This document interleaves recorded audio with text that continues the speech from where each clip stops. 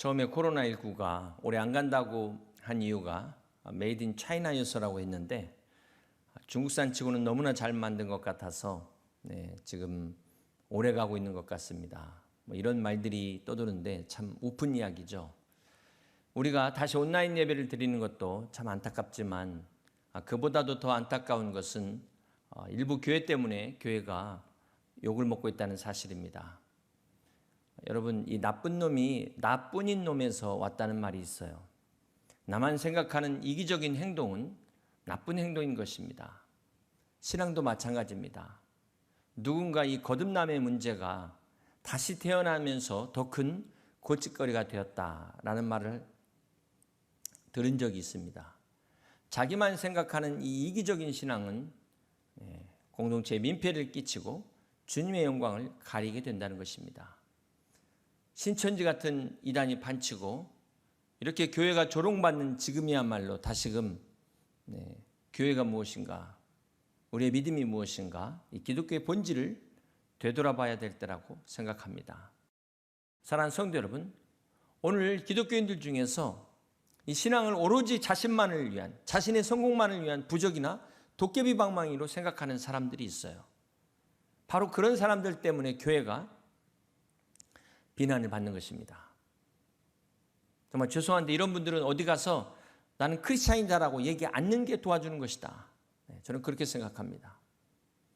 여러분, 유럽에 이렇게 큰 전염병의 위기가 오히려 기독교가 부흥하게 된 이 역사적 교훈이 우리에게 주는 의미가 무엇입니까?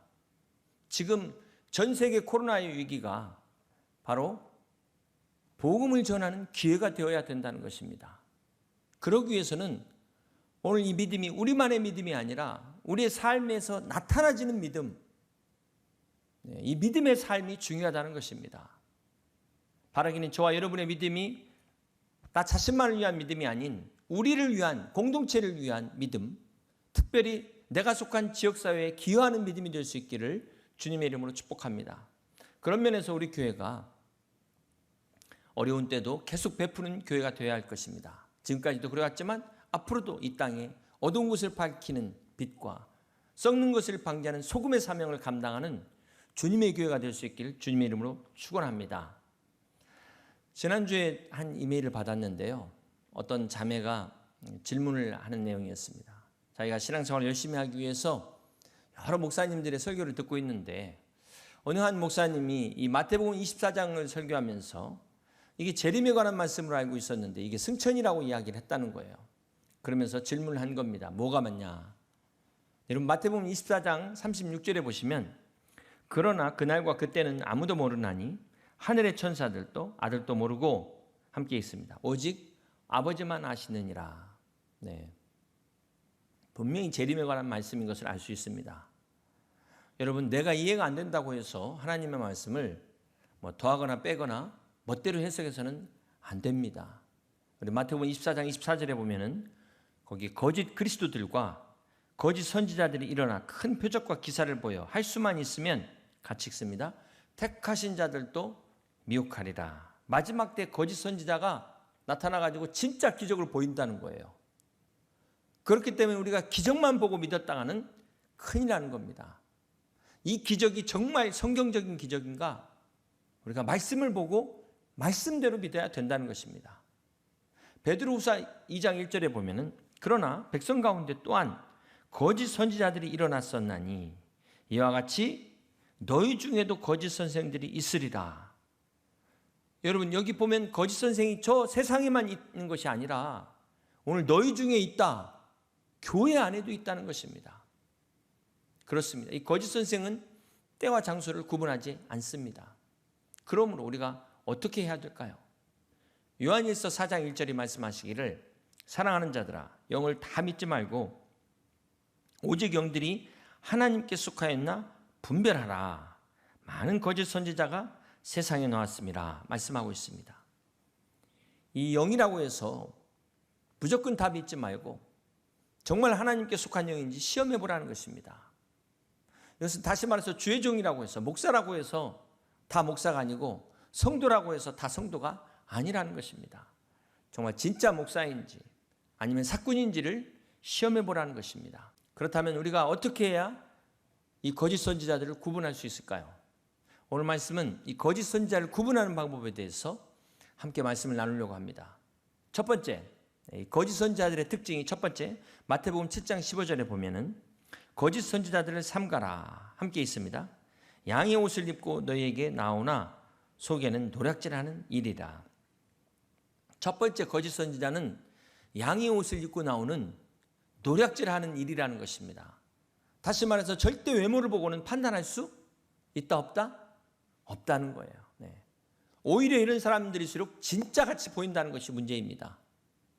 고린도후서 11장 14절에는 이것은 이상한 일이 아니니라. 사단도 자기를 뭐로 가장한다고요? 내가 사탄이다, 루시퍼다 이렇게 말하지 않고 광명의 천사로 가장한다는 것입니다. 천사도 그것도 빛을 발하는 광명의 천사로 나타나기 때문에 우리가 구분하기가 어려운 거예요. 정말 깨어있지 않으면 구분할 수가 없는 것입니다. 여러분, 명품과 이 짝퉁 구분하는 법은 대체적으로 다 아시잖아요. 네. 진짜와 가짜를 구분하는 거 아시잖아요. 네. 명품과 짝퉁만 구분하는 게 아니라 영적인 짝퉁도 구분하실 수 있어야 됩니다. 정말 하나님의 종인지 마귀의 종인지, 정말 하나님의 말씀인지 사탄의 음성인지를 구분해야 되는 것입니다. 이 구분하는 방법 중에 사실 가장 확실한 방법은 이 대화입니다. 어떤 사람하고 이렇게 대화를 해보면은 한두 마디에서 이미 좀 알 수가 있거든요. 그런데 이제 이런 대화는 자칫 논쟁이 되기 쉽죠. 잘못하다가 싸움이 되기 쉽습니다. 아마 여러분들도 그런 경험이 있으실 것 같은데, 중고등학교 때 신앙 얘기 하다 보면 친구들하고 항상 싸웠던 기억이 납니다. 대부분이 안 믿는 친구들이 이제 말하다가 자기가 밀리면은 마지막에 공통적으로 하는 말이 하나님 있으면 보여봐 이거예요. 하나님 살아계신 거 보여봐. 그러면 여러분, 우리는 어떻게 이야기해야 돼요? 반대로 하나님 없는 거 한번 보여봐 이렇게 얘기하면 되는 거예요. 서로 평행을 달리기 때문에 대화가 안 되는데, 어쨌든 이게 참 싸움으로 가기가 쉬워요. 거짓 선지자를 구분하는 두 번째 방법에 대해서 함께 말씀을 나눕니다. 에스겔서 13장 1절부터 3절까지 교독합니다. 여호와의 말씀이 내게 임하여 이르시되, 인자야 너는 이스라엘에 예언하는 선지자들에게 경고하여 예언하되 자기 마음대로 예언하는 자에게 말하기를 너는 여호와의 말씀을 들으라. 함께 있습니다. 주 여호와의 말씀에 본 것이 없이 자기 심령을 따라 예언하는 어리석은 선지자에게 화가 있을진저. 거짓 선지자는 어떤 사람들입니까? 지 맘대로 예언하는 사람들이라는 거예요. 하나님의 말씀을 그대로 전해야 되는데 자기 생각을 가지고 하나님 말씀이라고 전하는 겁니다. 여러분, 이거를 우리가 사기라고 말하는데 영적인 사기예요. 에스겔서 13장 6절을 봅니다. 여호와께서 말씀하셨다고 하는 자들이 허탄한 것과 거짓된 점괘를 보며 사람들에게 그 말이 확실히 이루어지기를 바라게 하거니와 함께 있습니다. 그들은 여호와가 보낸 자가 아니라. 거짓 선지자들은요, 근본이 다릅니다. 하나님이 보낸 사람들이 아니라는 것입니다. 이스라엘 백성들이 바벨론에 포로로 잡혀갔을 때 그 당시에 진짜 선지자들이 에레미야와 에스겔이 있었습니다. 그들은 70년을 포로로 고생할 것이다 이렇게 이야기를 했는데, 그런데 가짜들은 뭐라고 얘기했냐면 2년만 지나면 돌아올 수 있다 이렇게 이야기를 했어요. 여러분, 누구 말이 듣기 좋을까요? 누구 말을 듣기 원하십니까? 그 돌직구라는, 요즘 돌직구라고 말하는 그 용어를 젊은 사람들은 뼈 때리는 말이다 이렇게 표현을 하더라고요. 참 재밌어요. 뼈 때리는 말이다. 여러분, 거짓 선지자들은 뼈 때리는 말을 하지 않습니다. 근데 사실 이 뼈 때리는 말을 들어야 뼈가 안 부러질 수 있어요. 우리가 듣기 좋은 말을 듣다 보면은 나도 모르게 거짓 선지자에게 넘어갑니다. 이 몸에 좋은 약의 특징이 입에 쓰다는 거예요. 영적으로도 마찬가지입니다. 영적으로 건강하기 위해서는 막 귀에 단 말씀만 들으면 안 되고 쓴 말씀도 들어야 된다는 것입니다. 근데 언제까지 다 큰 어른이 됐는데 이 약을 설탕물에 타서 드셔야 돼요? 참 너무나 안타깝습니다. 에스겔서 13장 4절과 5절을 보면 이스라엘아 너희 선지자들은 황무지에 있는 여우 같으니라. 너희 선지자들이 성 무너진 곳에 올라가지도 아니하였으며 이스라엘 족속을 위하여 여호와의 날에 전쟁에서 견디게 하려고 성벽을 수축하지도 아니하였느니라. 여기 보면 거짓 선지자를 무엇에 비유하고 있습니까? 황무지의 여우에 비유하고 있어요. 황무지, 먹을 곳이 없는 광야입니다. 이 여우는 이 황무지에서도 어떻게 먹을 것을 구합니까? 다른 짐승이 모아놓은 것을 간교한 방법으로 빼앗아가는 게, 훔치는 게 여우라는 거예요. 이렇게 거짓 선지자들은 자신의 이익을 위해서 다른 사람에게 해를 끼치는 사람이라는 것입니다. 하나님의 교회보다도 내 이익을 우선하는 게 바로 사꾼이라는 거예요. 거짓 선지자라는 것입니다. 거짓 성도라는 거예요. 마지막 세 번째로 거짓 선지자를 구분하는 중요한 방법이 에스겔서 13장 19절 말씀입니다. 너희가 두어 엉큼 보리와 두어 조각 떡을 위하여 나를 내 백성 가운데서 욕되게 하여 거짓말을 고지듣는 내 백성에게 너희가 거짓말을 지어내어 함께 있습니다. 죽지 아니할 영혼을 죽이고 살지 못할 영혼을 살리는도다. 거짓 선지자들은 말씀을 변질시켜버려요. 구원에 관한 진리를 왜곡시킨다는 것입니다. 22절 볼까요? 내가 슬프게 하지 아니한 의인의 마음을 너희가 거짓말로 근심하게 하며 너희가 또 악인의 손을 굳게 하여 그 악한 길에서 돌이켜 떠나 삶을 얻지 못하게 하였은즉. 거짓 선지자는 누굽니까? 의인에게 거짓말해가지고 근심하게 만든다는 겁니다. 거짓 선지자는 이 악인을 회개하게 돌아오게 하지 않는다는 거예요. 그렇습니다. 구원의 진리를 가지고 거짓말하는 사람들이 바로 거짓 선지자입니다. 지금도 선행으로 구원받을 수 있다. 이게 거짓말이에요. 이렇게 말하는 사람들이 거짓 선지자라는 것입니다. 어디를 가든 다 구원받을 수 있다. 이렇게 말하는 사람들이 거짓 선지자예요. 예수 믿는 사람들, 지금 믿음으로 살려는데 실족시킨다면 그 사람들이 거짓된 선지자며 거짓된 성도라는 것입니다. 사랑하는 성도 여러분, 마지막 때일수록 어떤 사람들이 많아진다고요? 성경을 멋대로 해석하는 사람들이 많아진다는 것입니다. 중요한 사실은 참 이런 사람들을 우리가 막아야 되는데 막지는 못할 망정 어떻게 해야 돼요? 나라도 속지 말아야죠. 공중에 나는 새는 못 막아도 그 새가 내 머리에 둥지를 트는 것은 막아야 되는 것입니다. 그러기 위해서 어떻게 해야 됩니까? 우리가 말씀을 분별할 수 있어야 돼요. 하나님의 말씀을 올바로 알아야 되는 것입니다. 사랑하는 성도 여러분, 구약의 요나는 선지자이었지만 하나님께 불순종을 했습니다. 그렇다고 해서 그가 거짓 선지자는 아니었어요. 요나는 이제 워낙에 민족주의자였기 때문에 그래서 자신의 민족의 원수인 그 아수르의 수도인 니느웨를 하나님이 사랑하셔서 내가 그들을 구원하겠다, 가서 복음을 전해라 그랬는데도 자기는 용납할 수가 없었어요. 그래서 그가 정반대인 다시스로 도망갑니다. 배 타고 도망가다가 풍랑을 만나는데, 여러분 이 풍랑이 누구 때문이죠? 요나 때문이잖아요. 오늘 우리가 인생을 살아가면서 뜻하지 않는 풍랑을 만날 수 있습니다. 이 풍랑이 누구 때문일까요? 요나 때문이라는 거예요. 이 풍랑은 나 때문이라는 거예요. 요 나. 어떤 사람들은 자꾸 너 때문이야, 너 때문이야 그러는데 정말 그렇게 말하는 너 때문이라는 겁니다. 우리가 다시 온라인 예배로 돌아간 것에 대해서 참 심히 안타깝고 참 어려움 가운데 있는 성도님들 어떻게 이루어야 될지 모르겠어요. 자꾸 이때 너 때문이다, 너 때문이다 할 게 아니라 진짜 나 때문이야. 요 나 때문이야. 우리 때문이야. 교회 때문이야. 하나님 앞에서 우리가 회개해야 될 것입니다. 요나서 1장 12절과 13절을 같이 봅니다. 그가 대답하되 나를 들어 바다에 던지라. 그리하면 바다가 너희를 위하여 잔잔하리라. 너희가 이 큰 폭풍을 만난 것이 나 때문인 줄 내가 아노라 하니라.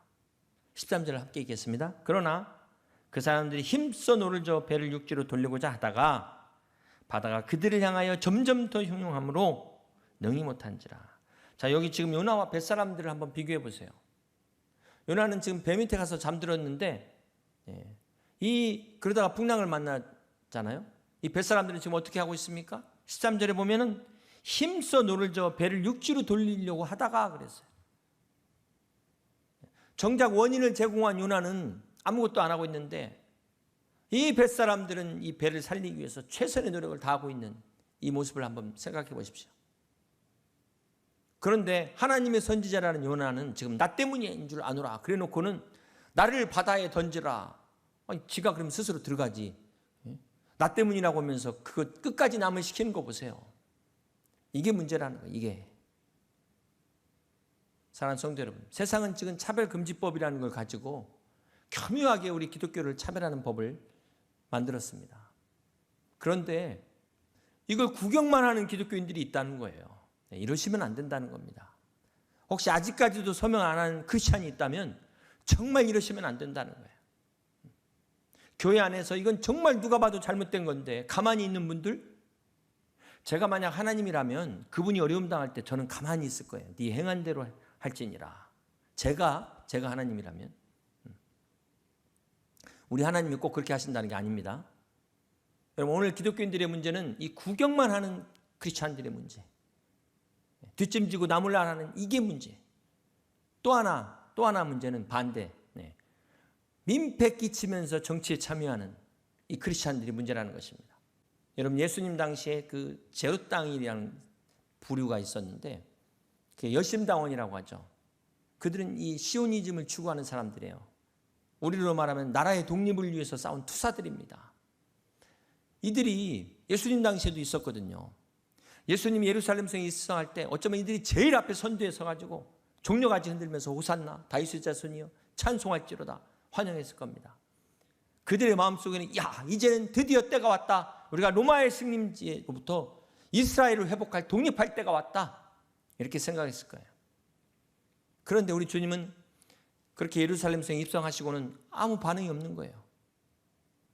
우리 주님이 입성하시자마자 헤롯궁 앞에 가서 헤롯은 물러나라. 빌라도 총독은 총독을 끌어내리자. 이럴 줄 알았는데 아무 반응이 없이 그냥 마가의 다락방에 가셔가지고 제자들 발만 씻고 계신 거예요. 얼마나 답답했을까? 얼마나 이들이 그 기대에 실망했을까? 이 실망감이, 여러분, 이 분노가 어떻게 합니까? 배신감으로 가면은 어떻게 될까요? 이게 폭발하죠? 예수님 대신 바라바를 놔줘라 그러면 예수님을 십자가에 못 박으라고 분노로 바뀌어버리는 거예요. 분노로. 어떻게 그렇게 종려주일 예수님을 환영했던 그 군중들이 어떻게 며칠 만에 이렇게 싹 바뀌어갖고 예수님을 십자가로 못 박으라고 분노할 수 있을까요? 그 제2선두에 이 제롯당들이 있었다는 것입니다. 여러분, 우리가 명심해야 될 게 주님의 뜻을 알지 못하면 우리가 주님을 십자가에 못 박게 됩니다. 오늘 교회 안에서 정말 이 무관심한 분들이 예수님을 십자가에 못 박기도 하지만 반대로 자기 생각으로 자기 열심으로 하는 사람들이 주님을 십자가에 못 박는다니까요. 이게 문제인 거예요. 무관심도 문제지만 내 열심도 문제다. 4세기 초에 로마에 디오클레티아누스라는 황제가 있습니다. 그 황제는 기독교를 박해한 마지막 황제예요. 그런데 그가 죽은 후에 로마 역사가 어떻게 됩니까? 내동강납니다. 그래서 사두 정치가 시작되죠. 이렇게 내동강난 분열된 로마를 다시 통일한 이 황제가 누구입니까? 바로 콘스탄티누스 1세예요. 콘스탄틴 대제. AD 313년 밀라노 칙령은 다 아시죠? 이게 바로 콘스탄티누스 1세 때 일어난 일입니다. 이것은 공식적으로 기독교의 종교의 자유를 인정하는 첫 사건이 됩니다. 그리고 나서 392년에 기독교가 로마의 국교가 되죠. 그런데 아이러니하게도 이때부터 기독교가 타락의 길로 가게 됩니다. 기독교가 국교가 되면은 더 잘 믿을 것 같고 많은 사람들이 믿을 것 같고 너무 좋을 것 같은데 아이러니하게도 역사는 타락의 길로 가기 시작했다는 거예요. 그리고 되돌아보니까 역사를 보니까 기독교의 가장 순수했던 때가 언제였냐? 카타콤 순교회 때가 그때가 가장 순수한 신앙이었다. 이것이 역사가 우리에게 주는 교훈입니다. 여러분, 이 역사의 교훈을 우리 개인적으로 적용해 보면 어떻게 적용할 수 있을까요? 우리 개인적으로 내가 축복받으면 신앙생활 잘 할 것 같지만 사실 그렇지 않다는 거예요. 오히려 어려운 때일수록 하나님 앞에 나와 기도하고 부르짖고 하나님 말씀대로 산다는 것입니다. 축복받으면 신앙생활 잘 할 줄 알았더니 도리어 하나님을 떠나네. 그 축복 때문에. 여러분, 그게 역사의 반복이에요. 역사의 반복. 그러므로 여러분 기도하실 때 하나님, 나 이렇게 축복해 주시면 내가 신앙생활 잘하겠습니다. 그건 거짓말이라는 거예요. 거짓말이라는 것입니다. 하나님이 아시니까 그런 기도는 응답이 안 돼요. 정말 응답받기를 원하시면 우리가 솔직하게 기도해야 됩니다. 오늘 경건 말씀이 이사야서 38장이죠. 히스기야가 죽을 병에서 기도로 15년의 생명을 연장받습니다. 그러면서 그가 하나님 앞에 고백하는 내용 16절과 17절을 한번 같이 봅니다. 주여, 사람이 사는 것이 이에 있고 내 심령의 생명도 온전히 거기에 있사오니 원하건대 나를 치료하시며 나를 살려주옵소서. 17절 함께 있습니다. 보옵소서. 내게 큰 고통을 더하신 것은 내게 평안을 주려 하심이라. 주께서 내 영혼을 사랑하사 멸망의 구덩이에서 건지셨고 내 모든 죄를 주의 등 뒤에 던지셨나이다. 히스기야가 죽을 병의 고난 가운데 깨달은 것이 이겁니다. 하나님이 나를 버리신 것이 아니라 하나님 나를 사랑하시는구나. 그렇습니다. 오늘 우리를 향한 하나님의 생각은 재앙이 아니라 평안이라는 사실을 믿으시길 바랍니다. 그러므로 여러분, 오늘 내 눈앞의 환경만 보고 원망하지 마시고 믿음의 눈으로 바라보실 수 있길 주님의 이름으로 축복합니다.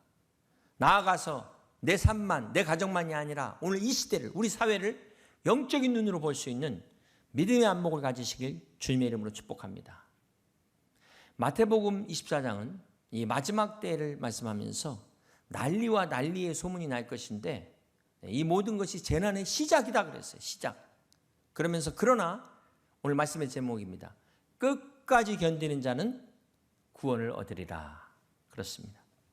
사랑하는 성도 여러분, 이렇게 어려운 때일수록 우리에게 끝까지 견디는 믿음이 필요합니다. 믿음의 인내가 필요해요. 사랑하는 성도 여러분, 금년에 우리 교회가 회복하는 교회 표를 가지고 지금 여기까지 달려오고 있습니다. 감사한 것은 그제 전하신 성도님처럼 우리 성도님들도 교회와 함께 회복되는 응답받는 여러분 되시길 주님의 이름으로 축원합니다. 이번 주간에 그 경건 말씀이 다 이거하고 연결이 되더라고요. 어제도 이 경건 말씀이 이사야서 37장이었는데 우리 목회자들 회의 시간에 함께 나눈 말씀입니다. 유다의 회복에 관한 말씀인데 우리 30절 같이 한번 볼까요? 왕이여, 이것이 왕에게 징조가 되리니 올해는 스스로 난 것을 먹을 것이요, 둘째에는 또 거기에서 난 것을 먹을 것이요, 셋째에는 심고 거두며 포도나무를 심고 그 열매를 먹을 것이니다. 자, 여기 보면은 하나님의 백성 유다의 회복이 한 번에 이루어지는 게 아니라 점진적으로 이루어지는 것을 보게 됩니다. 첫째 해 조금, 둘째 해 조금, 비로소 3년째 돼서야 그들이 심은 것을 먹을 수 있는, 이것은 온전한 회복을 말씀하고 있다는 것입니다. 그러면서 31절과 32절을 봅니다. 유다 족속 중에 피하여 남은 자는 다시 아래로 뿌리를 받고 위로 열매를 맺으리니 32절 함께 있습니다. 이는 남은 자가 예루살렘에서 나오며 피하는 자가 시온산에서 나올 것입니다. 만군의 여호와의 열심히 이를 이루시리이다. 그렇습니다. 여러분, 여기 남은 자가 바로 끝까지 견디는 자예요. 끝까지 견디는 자. 이들이 열매를 맺을 텐데 중요한 건 그것이 내 열심이 아니라 누구의 열심이라? 만군의 여호와 하나님의 열심으로 말미암아 오늘 우리가 다시 열매를 회복하게 된다는 것입니다. 그렇습니다. 사랑하는 성도 여러분, 오늘 여러분 모두 다 끝까지 믿음의 인내로 말미암아 승리하시는 여러분 되시길 주님의 이름으로 축원합니다. 코로나19로 인해서 잃어버린 것 때문에, 다시 되돌아가는 것 때문에 낙심하지 마시고 주님과 함께 힘을 내셔서 몸된 우리 여의도 침례교회와 함께 다시 심고 거두고 열매를 맺게 하시는 하나님의 열심이 오늘 우리를 통해서 일하시는 것을 경험하시는 저와 여러분 다 되시길 주님의 이름으로 축원합니다.